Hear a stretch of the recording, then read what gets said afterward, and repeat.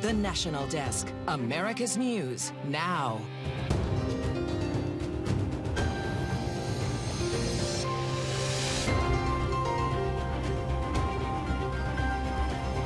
This is the National Desk, America's News Now. I'm Eugene Ramirez. On this weekend edition, we take a look at the big headlines of the week and a look ahead at what to expect. We start with the four big stories we've been following for you all week. Hurricane Ian making landfall in Florida, leaving behind a trail of destruction. Midterm elections just 6 weeks away now as we start to learn more about what issues are driving voters to the polls. The U.S. economy taking a big hit as the Fed works to fight inflation, raising new concerns about a possible recession. And a surprising turn for the housing market, what it means for homeowners and renters. But first, we are tracking Ian, the system making another landfall Friday in South Carolina as a Category 1 hurricane. Now, according to the National Hurricane Center, Ian made landfall near Georgetown just after 2 p.m. Friday. The storm packing 85-mile-per-hour winds as it came on shore. And as Ian moves inland, heavy rain and gusty conditions will impact millions of people over the weekend in the Carolinas and the mid-Atlantic states. But on Wednesday, Ian slammed into the west coast of Florida as a Category 4 hurricane. Wind speeds high enough to make it the 5th strongest hurricane to ever hit the United States. Now, it wasn't just the wind causing damage. Record-breaking storm surge swept homes off their foundations and left cars and boats littered about. The storm surge also washed away parts of a causeway. Take a look, cutting off access there to the Sanibel and Captiva Islands in Florida. More than 2.5 million people were urged to evacuate before Hurricane Ian hit. For those who live just outside evacuation zones, many decided to stay. Just hours after Ian made landfall, national correspondent Kayla Gaskins spoke with some people hunkering down in Fort Myers. She has more on how they weathered the storm. The people I talked to today are sheltering in place, and they're doing okay. Communication has been difficult with power and cell towers down. These are the types of texts that I've been getting. This one is from Morgan Roberts. She's in Fort Myers, and the text came in just before 4 p.m. as the eye was about to pass over. She wrote, "It's nastier and nastier. No power and having issues with cell service. Winds are still high, around 112 miles per hour. It has been a crazy windy day in Fort Myers. Winds today reaching up to 115 miles per hour. And over there, one of the lakes are flooding.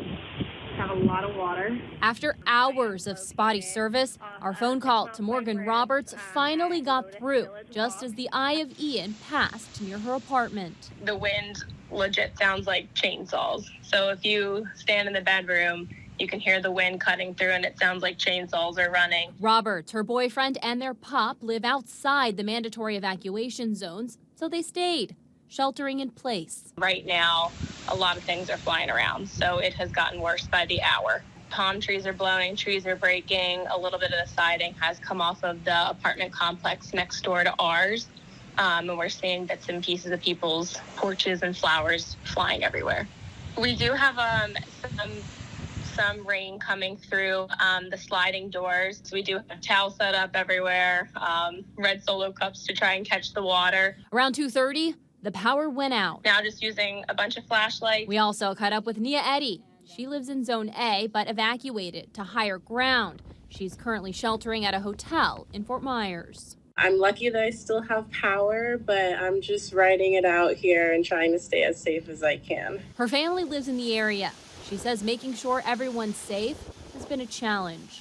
We all have a group me, so we've been checking in on each other there. I know some of my other family members have lost power. They're trying to conserve their cell phone battery, so they're checking in at least once an hour. That's all we ask of them. I also spoke with the gymnastics gym owner in Northport, Florida. Her family went to shelter at the gym. We spoke via FaceTime earlier, and the roof was getting torn off the building.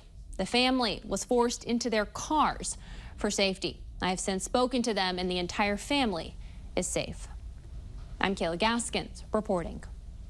Well, Hurricane Ian also having an impact in Washington, D.C. The January 6 hearing scheduled this week was postponed due to the storm. Leaders of the January 6 committee say they are, quote, praying for the safety of all those in the storm's path. Now, they assure the investigation is moving forward. They plan to announce a date soon for those postponed proceedings. Now, the next hearing will likely be the last one before the committee's final report is released. So far, it's held hearings revealing details about the riot at the Capitol on January 6, 2021. This next hearing, though, is expected to focus on members of former President Trump's inner circle wanting to declare victory no matter the 2020 election results. The Feds say more interest rate hikes are likely on the way soon, and even more could come in 2023 in an effort to curb ongoing inflation. This comes as Chicago Federal Reserve President Charles Evans voices concern that policymakers will hike interest rates too fast for the central bank to accurately weigh market impacts. A research firm warns a worldwide recession is likely on the horizon. According to a probability model run by Ned Davis Research, there's about a 98% chance of a severe global recession in 2023. The only other times the recession model was that high was during severe economic downturns, like the 2008 global financial crisis. Ned Davis researchers say although recession risks are rising, its U.S. recession probability model is still at rock bottom levels. Rising interest rates and stubborn inflation can make it pretty difficult to predict which way the economy is headed. But as the National Desk Dr. El Nashar explains, consumers continue to show resilience. What's been a prime example of pandemic supply chain headaches, the housing market unexpectedly showing signs of leveling out. New home sales jumped nearly 29% between August and July after 2 straight months of decline, according to government data out Tuesday. While the median price of a new home fell $2,600. Crazy time to be buying a home. First-time buyers like Hayden Simon and his partner hope the market cools down after many were locked out because of tight supply and soaring prices. The interest rates are going up, so what we're hoping is that some of the prices either start to fall or at least it leads to maybe, less multiple offer situation. The Federal Reserve aggressively raising interest rates, a move some critics say came too late. Chicago Fed President Charles Evans acknowledging their policy moves now don't have a guaranteed outcome. Are there risks? Yes, of course there are risks because we're having to increase rates much higher than they've been increased in quite some time. Free profit, no people. Markets around the world taking a hit as other central banks raise rates too. On Wall Street, the Dow's plunge this week means all 3 major indices are now in a bear market. We're at a moment where in many different markets, investors are trying to figure out exactly where things are going. According to a Gallup survey from this spring, 58% of Americans say they have money invested in the stock market, either in mutual funds, retirement accounts, or individual stocks. A Bank of America analyst note obtained by Fox Business shows their chief investment strategist sees the S&P falling to somewhere between 3,300 and 3,500 points, as much as a 10% drop off Tuesday's open. Despite the turbulence on Wall Street, how consumers feel about economic conditions is improving, according to new readings from both the Conference Board and the University of Michigan. But both reports show less optimism when it comes to short-term outlooks about prices and wages. In Washington, I'm El Nashar for the National Desk, America's News Now.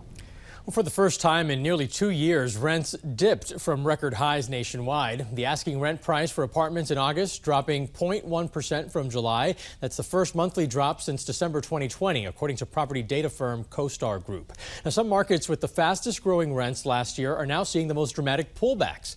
Rent growth declining in Palm Beach, Florida, from 30% at the end of 2021 to 8% at the end of August. Phoenix, Tampa, and Las Vegas also seeing rents retreat by double digits. Authorities in Philadelphia report the city has surpassed 1,000 carjackings in a single year for the first time ever. The city's 2022 carjacking record soars well past previous highs. In 2021, 847 cars thefts were reported. But before the COVID-19 pandemic in 2019, just 225 carjackings were reported then.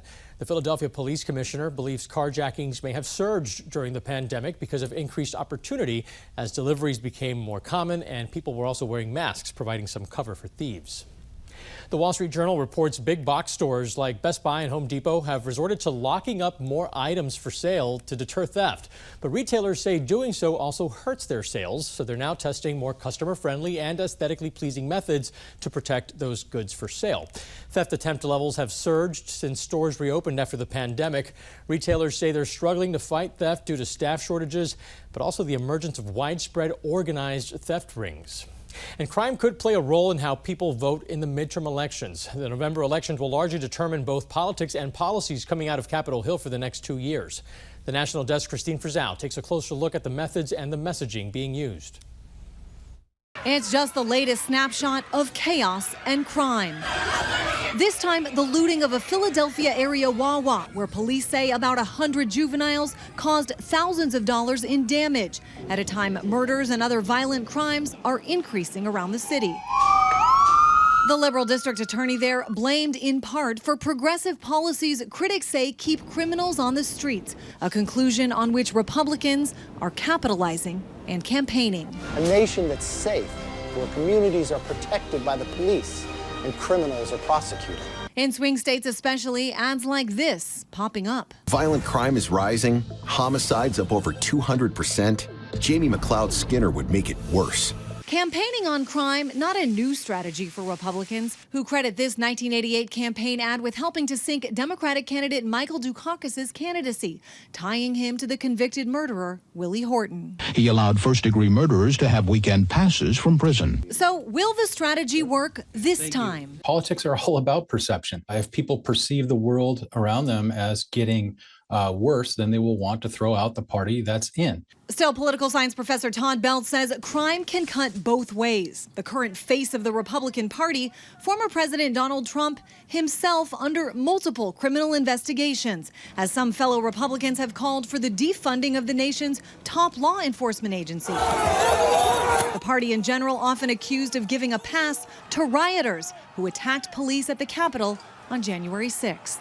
Democrats are going to say that this it's less about, the daily life of crime on the streets and more about the health of our democracy and whether or not we're going to have one going forward. Democrats are also staying focused on an issue they believe will continue to drive voter turnout, and that is the Supreme Court's Dobbs decision overturning Roe versus Wade. Each party now working on its closing arguments with 6 weeks to go. I'm Christine Frizzell reporting for the National Desk, America's News Now.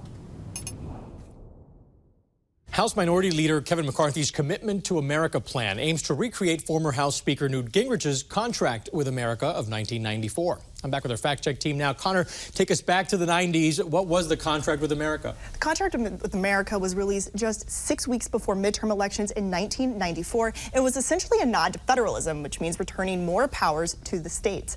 It established the foundation for Republican policy with proposals tackling things like crime, middle-class tax relief, tax cuts, and a permanent line item veto. The document included 10 bills that were to be brought to the floor within the first 100 days, and it was approved by all but 2 of the House Republican members. So it got lots of support. It helped Republicans gain control in 94? It looks like it did help because both the House and Senate flipped to Republican after 40 years of Democrat control. And all Republicans gained 54 House seats and 9 Senate seats. And we found that the only bill that was completely unsuccessful out of the 10 in the document was the Citizen Legislature Act, which would have limited members of Congress to 12 years of service. Okay, now we know Republicans want to gain control again in the midterms. So, Courtney, what are American voters saying about all this? So we looked at a recent NBC poll that found voters are tied on which party they think should control Congress in November. 46% of voters said they prefer Republicans to regain control, while an equal 46% want Democrats to remain in charge. That's not too much of a change from last month, which had Republicans ahead 47% to 45%. Now, do we know how Americans feel about the election in general? A Washington Post ABC News poll found that 2 in 3 registered voters see this election as more important than the previous midterms. Now, what's interesting about that is the same number said that back in 2018 when turnout skyrocketed to the highest in a century. The poll also found that 3 in 4 Democrats are almost certain to vote compared to about 8 in 10 Republicans. Some interesting stats there. Thank you, ladies. The fact check team will continue to follow developments on these and some other issues. You can, of course, also read this story with links to where they found all their information on our website, thenationaldesk.com. Just ahead, fentanyl found on school campuses. The scare prompting a warning for parents. And cracking the code, what the emojis young people use in text messages and in social media really mean.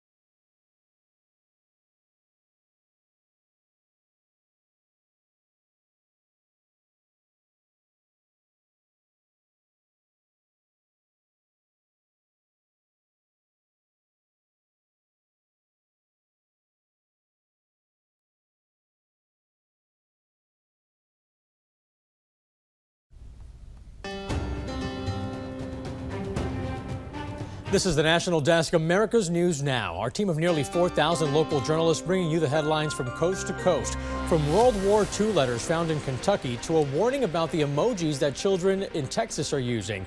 We're taking the pulse of America, starting with a fentanyl scare at a school in Alabama. Canines from the Department of Corrections and the Chickasaw Police Department swept Chickasaw High School after Police Chief Keith Miller says a 16-year-old student overdosed at school. The likely cause, he says, was a fentanyl-laced pill. It's getting to the point now that parents need to understand the imminent risk that their children face. Miller says the 16-year-old passed out in a classroom. It originally came out as an allergic reaction. However, when fire and paramedics arrived on the scene, it was explained to us that it was a suspected fentanyl overdose. Miller says a student came forward and told authorities the 16-year-old had taken a pill shortly before becoming unconscious. Miller suspects the pill may be one of the rainbow fentanyl pills the DEA issued a warning about last month. The exposure to fentanyl can be deadly very quickly. So we want to make sure that the school is safe.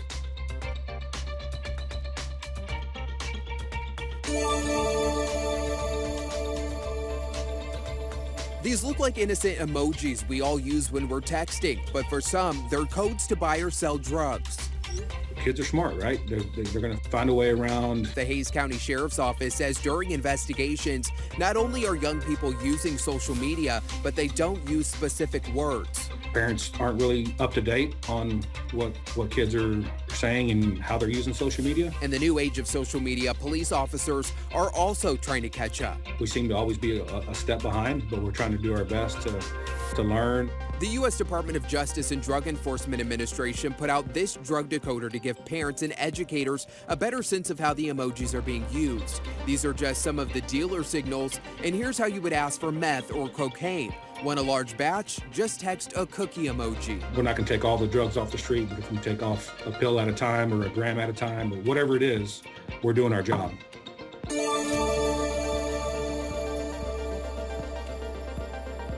It's almost a miracle. Bill Ballantyne has this package in hand. And here are the two letters. Dating back decades. First reaction is, they're my father's writing. They're the real thing. During Labor Day weekend, Matthew Fortner, store manager of the Bellevue Goodwill, found this box.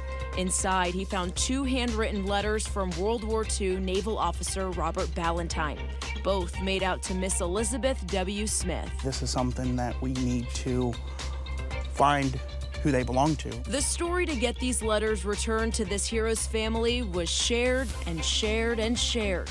Turns out Bill's second cousin in Texas saw it and told Bill, who lives in Pennsylvania. It was somewhat meaningful because the 20th anniversary of my father's death is next month on October 12th. And in a way, it's another way of celebrating his life. Really great to hear from him 70 plus years ago.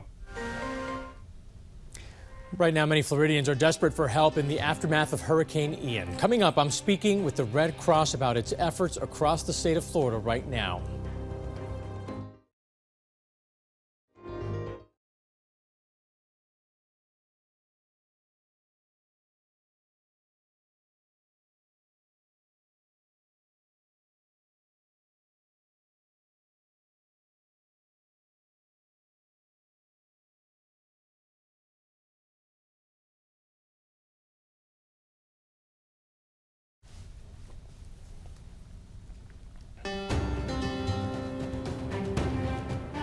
It is an all-hands-on-deck effort across the state of Florida as officials focus on emergency response and infrastructure repairs there. Many storm victims now counting on people's goodwill for help. This week, I went one-on-one with the Red Cross spokesperson, Sherry McKinney, to discuss what their response has been like and what it will be like in the coming days. Well, I will tell you, we started this response on Thursday when we started bringing volunteers into the area. Right now, as of today, we have a little more than 700 volunteers from all over the country and including parts of Florida, too. These are people who were actually, their homes were in the path of this hurricane, but they are here volunteering for their community. And Throughout this time, we've been able to set up evacuation shelters along with our government partners to provide enough for 33,000 folks last night who came to these evacuation shelters to have a safe place to sleep and to get away from harm's way. And that was, again, about 260 of those shelters. So this is a huge undertaking for the Red Cross. It sure is, and it's such a huge area that's been impacted, not just small beach towns, but big cities as well. How do you make sure that you're focusing your efforts where they're needed the most? Well, we listen to our first responders. They are out there today. They've been out today surveying the area. As you see here in this video, it is just unbelievable to see the devastation, entire homes, entire cities wiped out. But they've been in there, the first responders going in to check for the livelihood of people and see how they're doing. And then what we do is we follow up after that. We get these clients who come to us for long-term sheltering, and we talk to them and we figure out what was the damages with their homes. What are they going to do? What's their next step? And then we try to connect them with our partners for that long-term recovery. I often refer to Red Cross as being the bridge to recovery, and our partners are the interstate. Yeah, you mentioned that long-term aid. Many people will need that. Some saying that it could take months, if not years, for some of these communities to rebuild. More immediately, though, what kind of assistance is available to folks there in Florida? What are you focusing your efforts on right now? Well, what we're doing and starting right now is setting up, as soon as we get it's all safe, we're going to set up long-term shelters. These are the shelters where folks can come. We'll have cots, we'll have blankets, we'll have 3 meals a day and snacks and water. Our caseworkers will be there working with our clients. We will have mental health volunteers in these shelters that are available for clients to help them cope with what they're going through. As you might imagine, it's very, very stressful to be in this situation, as well as healthcare volunteers who are there to help people if they've lost prescriptions, if they've lost their medical equipment. We're going to replace all that. Yeah, so many things that many of us don't even think about really sometimes, like prescriptions. I would never have thought to ask about that. But it's interesting the kind of work and the network that you have to help so many people. You did mention the suffering and mental health. Are you hearing any stories from your teams out there about how people might be coping with this? You know, I think it's really important to stress that with the American Red Cross, we train for this. I know for a fact that the Southeast and Caribbean Division of the American Red Cross started working on a plan for this type of a response back in April and May. And we work with our volunteers. We check in on each other every single day. All 700 plus volunteers will have a daily check-in with their manager. And we take mental health very seriously, especially whenever you're going in and repeatedly seeing these things over and over again. Yes, we make sure that we take care. You have to take care of them so they can take care of the others who are, I'm sure, are so grateful for your assistance. Sherry McKinney with the Red Cross, thanks so much. Thank you. A Twitter takeover showdown shaping up. The latest step in the company's legal battle over Elon Musk's $44 billion deal coming up.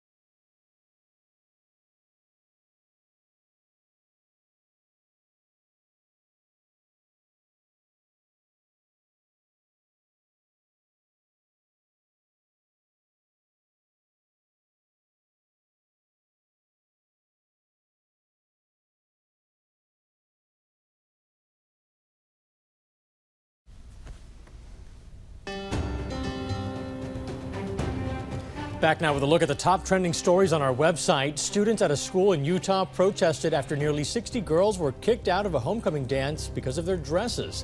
The school has denied that claim. And a second grader in Florida reportedly kicked out of school after her parents refused to comply with an assignment to send a picture of them doing homework in the bathtub.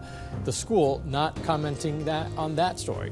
And singer Lizzo played former President James Madison's 200-year-old crystal flute twice in Washington, D.C. She was the first person to ever play the instrument publicly. Those stories and much more available right now at thenationaldesk.com. And looking ahead at stories making headlines in the days ahead, on Monday, the Parkland school shooting trial is set to pick back up after it was paused due to Hurricane Ian. Jurors are deciding whether to sentence Nicholas Cruz to death or life in prison.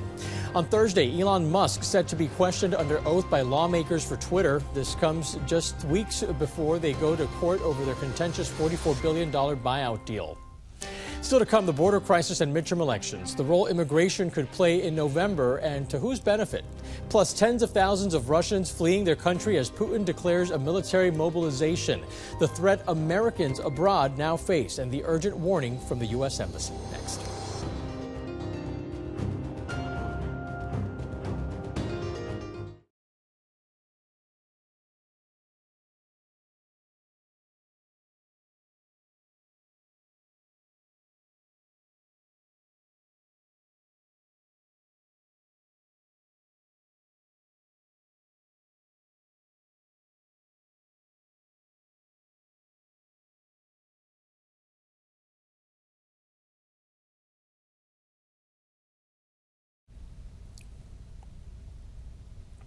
The National Desk, America's News, now.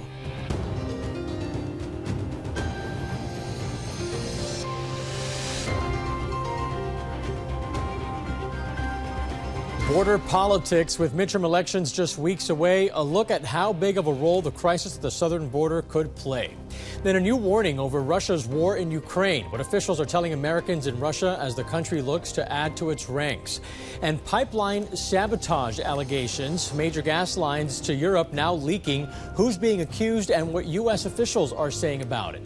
This is the National Desk, America's News Now. I'm Eugene Ramirez. We're just 6 weeks away from midterm elections that will decide who has control of Congress for the next 2 years. Now, one issue expected to sway some voters, where Democrats and Republicans greatly differ at times, is immigration. The National Desk chief political correspondent Scott Thuman has this story. Lines seemingly without end as customs agents process a record number of undocumented immigrants seeking a new life. Though in new polling, only 7% of voters list immigration their top priority. 50% say President Biden should be doing more. Republicans believe immigration failures will ensure their success this November. You have a vice president believes the border's secure but won't visit it but one time, a president who ignores the problems. 50 people go to Martha Vineyards and now they're up in arms, but they won't do anything about the problem.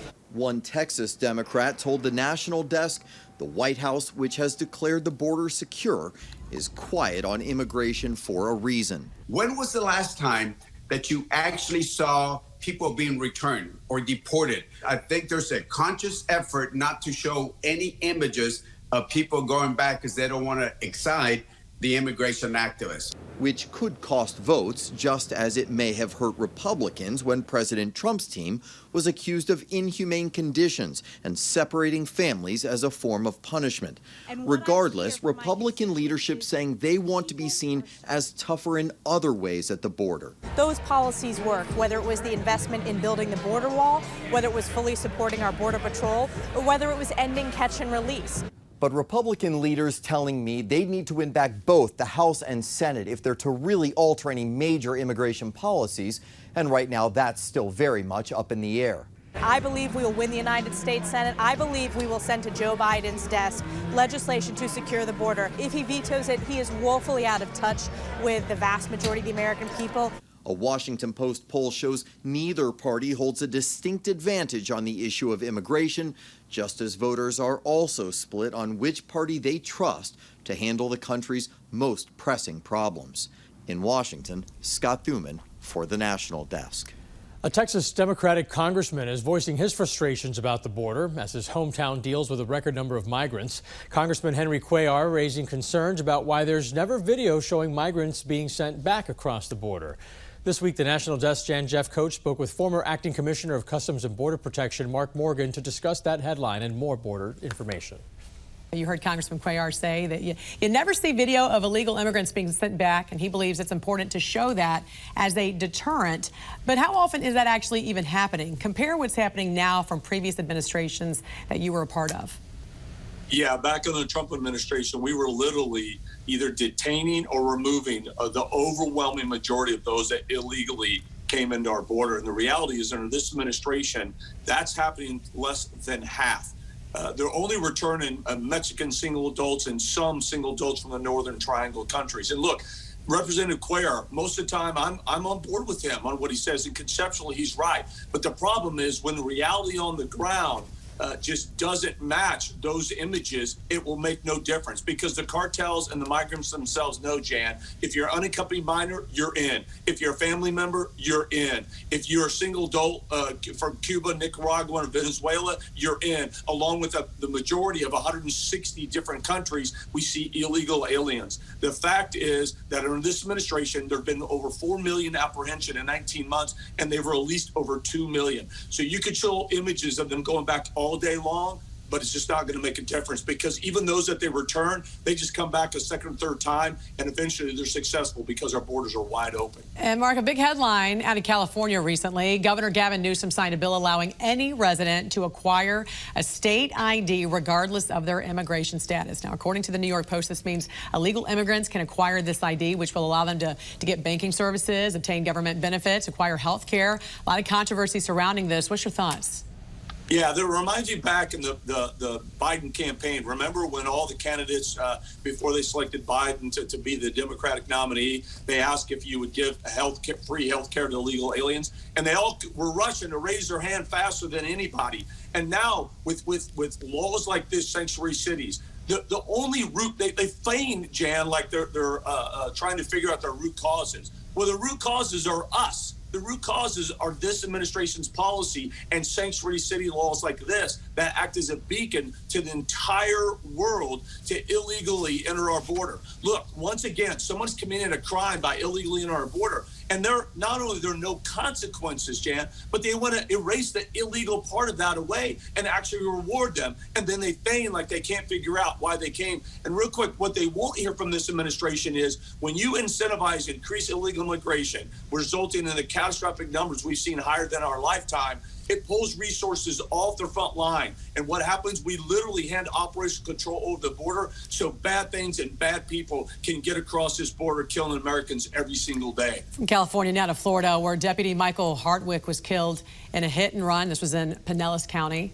Investigators say the driver was in this country illegally and in fact had been sent back to Mexico before crossing the border again. You wrote in an op-ed recently, quote, "Since the Biden administration took the reins, Customs and Border Protection has arrested more than 32,000 criminal aliens. Border Patrol alone has apprehended 113 convicted murders and more than 770 illegal aliens convicted of sexual-related offenses, including sex with a minor child." And Mark, this was just what was documented. What about the gotaways? How big of an issue is this when you consider the driver of this hit and run, who agents believe was another example of a gotaway?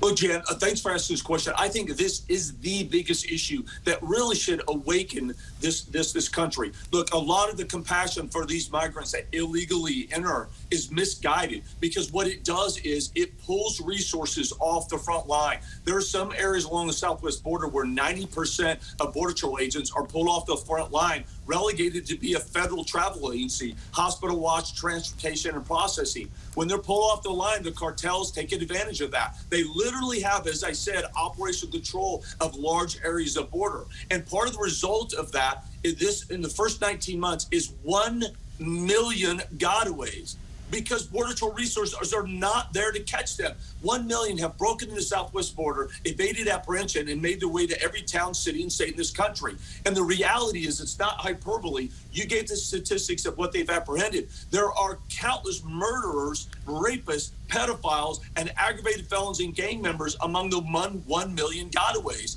And look, the the illegal alien gotaway that killed Sheriff Hartwick is just one example of many. And like you said, it's not about what we apprehend, it's what we don't that are among that 1 million. Well, at the White House this week, the Biden administration hosted more than a dozen representatives from countries across North and South America to talk about mass migration. That meeting was a follow-up to the Summit of the Americas back in June. That's when 21 nations signed onto the Los Angeles Declaration, that agreement asking governments to expand temporary worker programs, reinforce legal pathways, support countries with large migrant populations, and also crack down on human smuggling networks. More details about that plan are expected next week at the Los Angeles Declaration meeting of foreign ministers. That's taking place in Peru. Now, as leaders discuss those new efforts expected to scale back the amount of migrants coming across the southern border, DEA officials warn rainbow fentanyl is being smuggled across the border in popular candy brand packaging. With Halloween just weeks away, the DEA is warning parents to keep an eye out for the deadly rainbow-colored drug possibly targeting children. Now, just last week, officials in Connecticut seized 15,000 pills disguised as candy. The DEA says about 40% of those pills contain a potentially deadly dose of fentanyl. The Biden administration preparing to take executive action to protect DACA recipients from deportation. Right now, the future of the DACA program is in the hands of a conservative panel of judges. They're expected to end this program that has allowed more than 600,000 children of migrant parents to live and work in the U.S. The Supreme Court has indicated it would agree with the Fifth Circuit Court's ruling. The Trump administration faced public outcry following the release of these pictures of migrant children at the border. So have things changed? I'm back with our fact-check team now. Connor, start us off with the Trump unaccompanied minors policy. What was that? The one that was so controversial and behind those headlines we saw with the kids in cages was his zero-tolerance policy. That mandated any adult that crossed the border illegally would be prosecuted for illegal entry. And because children can't be jailed with their family members, more than 5,600 migrant children were separated from their parents at the border. Now, as a result, what's happened, what's changed with the current administration? Yeah, so the Biden administration jumped in and they actually created a task force that did end up reuniting 400 children with their families. Okay, now has this helped at all, Courtney? It did help with minors who were separated from their families under the zero-tolerance policy, but we pulled this data from HHS, and unaccompanied minor detentions have actually risen under the Biden administration. Take a look at your screens. You'll see the Office of Refugee Resettlement had around 49,000 detentions under Trump in 2018. That number dropped during the pandemic to 15,000, but there was a major spike in 2021 to over 122,000. The bottom line here is, while President Biden has made moves to reunite children with their families, there are still more unaccompanied minors that have been received at the border under this administration. Yeah, some big numbers, but not necessarily a surprise with the overall surge we're seeing. Thank you both so much for your work on this. The Fact Check team will continue to follow developments on these and other issues. You can also read this story with links to where they found their information on our website, thenationaldesk.com. U.S. Embassy officials in Moscow now warning Americans to leave Russia. This following President Vladimir Putin's military mobilization order warning some dual citizens could get called into service. The embassy in Moscow stating, quote, Russia may refuse to acknowledge dual nationals' U.S. citizenship, prevent their departure from Russia, and conscript dual nationals for military service. Thousands of Russian men have fled the country since the mobilization went into effect last week. Finland border guards report the number of people entering from Russia has more than doubled. Reports in Europe now estimating more than 260,000 Russian men have left their country over a 5-day period. And this week, the Biden administration announcing that the U.S. will welcome Russian refugees seeking asylum in an effort to avoid joining the war in Ukraine. On Friday, the United States responding to new Russian aggression in Ukraine. The U.S. announcing sanctions on more than 1,000 Russians and Russian firms after Vladimir Putin annexed several regions in eastern Ukraine. President Biden says Russia shows contempt for peaceful nations everywhere. Putin says there will be no negotiations over the regions, claiming them for Russia forever. The Pentagon plans to send defense weapons to Ukraine soon, answering the country's months-long request for more aid. The U.S. has not delivered NASAMS to Ukraine at this stage. We expect the first 2 to be delivered within the next 2 months or so. Now, NASAMS are anti-aircraft systems that give medium to long-range defense. The Air Force Brigadier General you heard from there says the Pentagon plans to send 6 more NASAMS after this upcoming delivery. A husband and wife in Maryland are facing charges accused of trying to help the Russian war effort in Ukraine. Dr. Anna Gabrelian is an anesthesiologist, and Dr. Jamie Lee Henry, a major in the United States Army. Now, according to the indictment, the two tried to give the Russian government medical records from former and current military officials and their spouses. Russia's agreeing with the European Union and NATO, saying the Nord Stream pipelines were sabotaged. According to a Kremlin spokesperson, all signs point to terrorism, adding that such an act could not happen without state involvement. But European leaders say Russia is to blame. The only comment from the U.S. has been that it's in no one's interest to damage these pipelines. The leaks are under investigation. There are initial reports indicating that this may be the result of an attack or some kind of sabotage, but these are initial reports and we haven't confirmed that yet. But if it is confirmed, that's clearly in no one's interest. Though offline, the pipes were full, causing a massive leak. Analysts warn such attacks lay the groundwork for an all-out war on critical infrastructure. Caught on camera, a customer out of control. Frightening new video shows a man assaulting restaurant workers. What police say set him off. Then, book ban push. Parents weighing in on what they're calling sexually explicit content in schools. We'll be right back.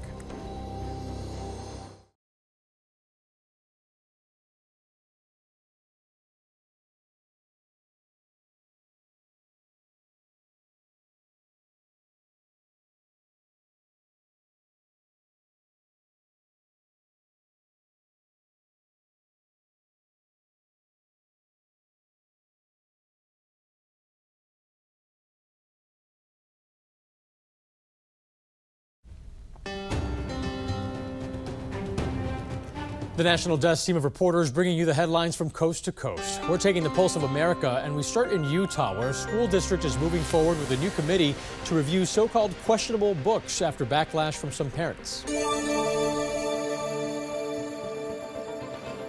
Some parents want the books they say are pornographic and sexually explicit removed right away. I have never read anything like these sentences and paragraphs that are in these books. I was seriously in shock. The Alpine School Board has been tweaking the district policy, which includes a committee review process of questionable books. And they got an earful from parents tonight. It's limited to one request at a time to review instructional material. I think as adults, we can actually review more than one piece of material at a time.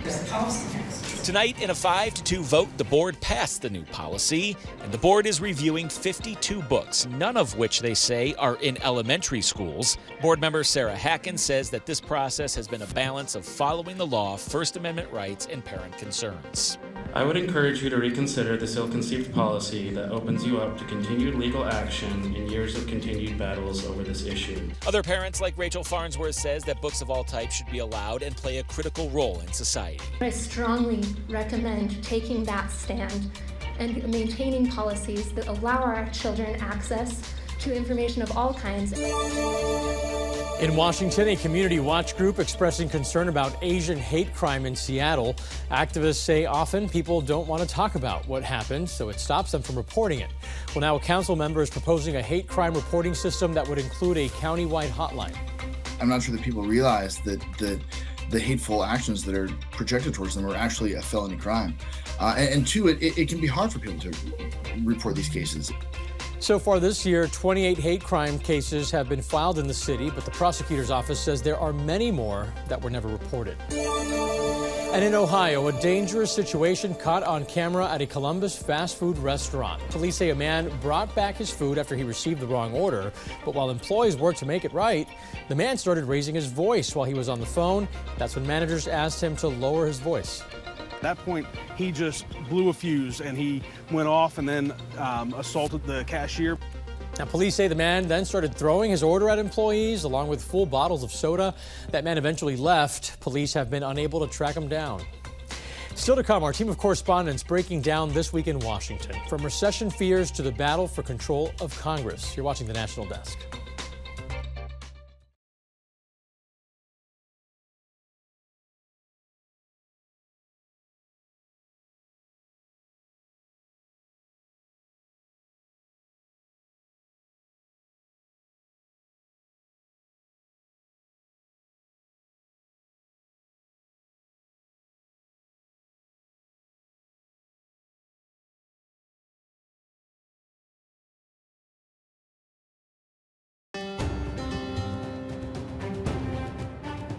Our Washington Bureau covers Capitol Hill and D.C. every day to report on the important issues facing the country and how they impact you.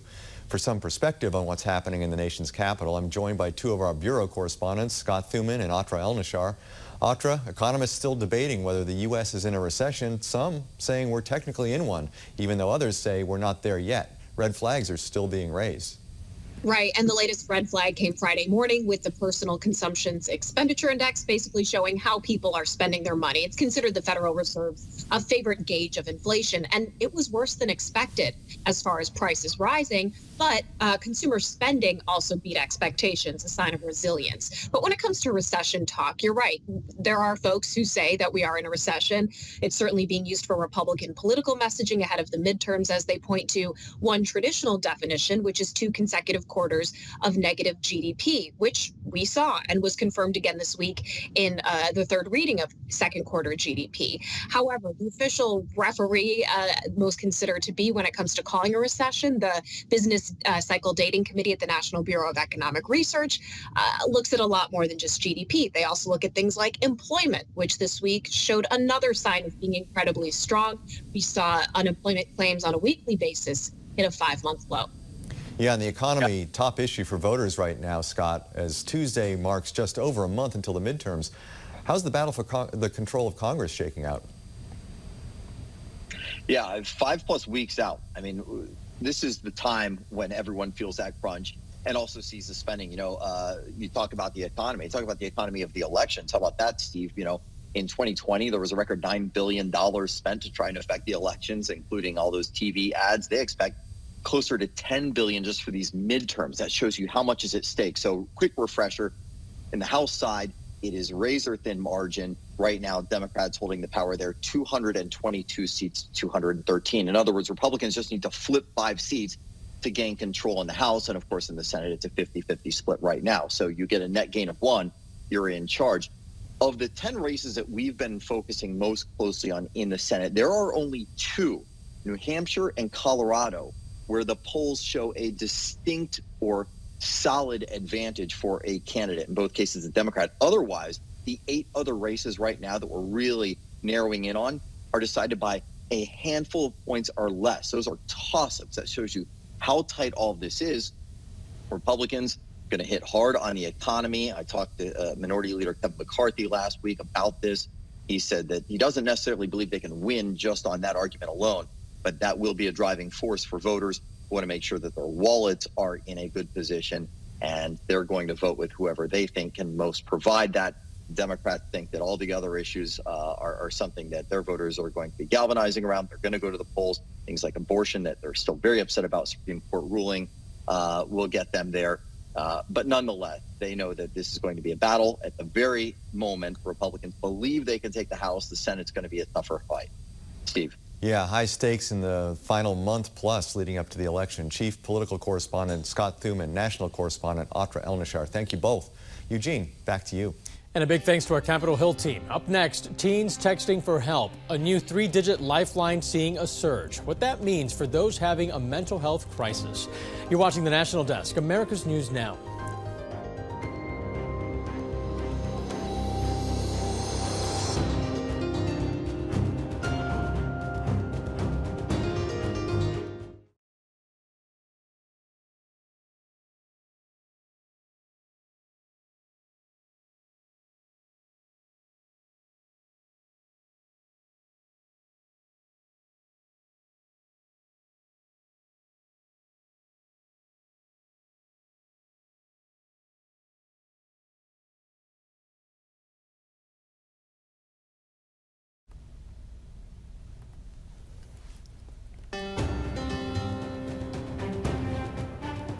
The National Mental Health Hotline is seeing an uptick in calls since it changed its number to 988.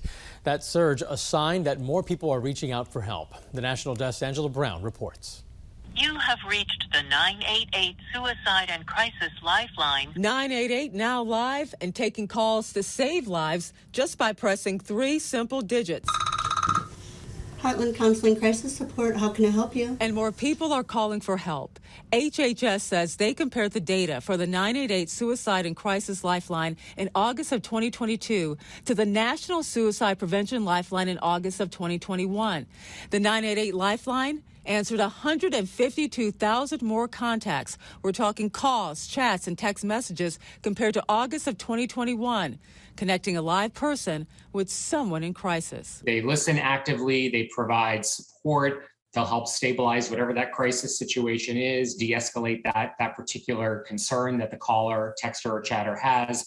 And then importantly, we'll provide resources and linkage for ongoing care. Sinclair reporters across the country tracking call volume. In Iowa, some staff seeing twice as many calls since the launch. The first probably 5 days, we averaged about twice as many calls on the Lifeline as we normally have. While in South Carolina, 988 calls go to Mental Health America in Greenville County. Our volume has increased 101%, so it's doubled our call volume. 988 coming at a critical time, especially for young people. The CDC reporting 37% of high school students experienced poor mental health during the COVID-19 pandemic. And texting for help is a communication channel seeing the most growth. For text and chat, the vast majority of those individuals who use those communication channels are younger, under the age of 25, and they tend to be in more acute crisis. Another encouraging sign, Health and Human Services is also reporting wait times are down. The average speed to answer a text or a call is down from 2.5 minutes to 42 seconds. In Washington, D.C., I'm Angela Brown. Well, that does it for this weekend edition of the National Desk, America's News Now. Don't forget you can catch us live from 6 a.m. to 9 a.m. and 10 p.m. till midnight Eastern Time. Check your local listings. You can also watch us online and catch up with the latest headlines at thenationaldesk.com. Thanks for watching. I'm Eugene Ramirez. Have a great rest of your weekend.